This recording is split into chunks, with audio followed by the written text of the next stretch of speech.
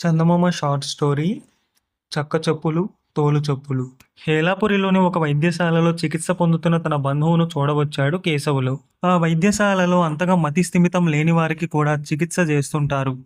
తన బంధువును చూడడానికి ఇంకా ఒక గంట కాలం వేచి ఉండాలని తెలుసుకున్న కేశవులు అక్కడున్న ఒక బల్ల మీద కూర్చున్నాడు.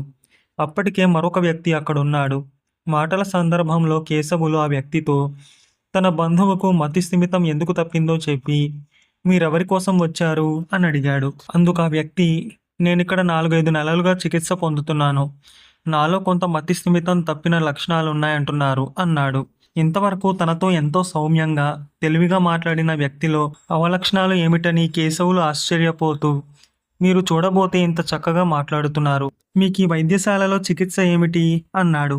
అందుకు ఆ వ్యక్తి చిన్నగా నవ్వి, ఎన్నో ఏళ్లుగా మతి స్థిమితం లేని వాళ్లకు వైద్యం చేసి చేసి ఇక్కడి వైద్యుడే మతి స్థిమితం కోల్పోయాడేమో అని నా అనుమానం. సరేగానండి, నాకు చెక్క చెప్పుల కంటే తోలు చెప్పులంటేనే ఇష్టం. మరి నీకో అని ప్రశ్నించాడు. నాకు తోలు చెప్పులంటేనే ఇష్టం అన్నాడు కేశవులు. అలాగా, అయితే మీరు వాటిని ఉడకబెట్టుకుని తింటారా, వేయించుకుని తింటారా అని ఆ వ్యక్తి ఆతృతగా అడిగాడు. ఆ ప్రశ్న విన్న కేశవులకు ఒక్క క్షణం మతిపోయినట్టయి అక్కడి నుంచి లేచి వెళ్ళిపోయాడు. కథ సమాప్తం.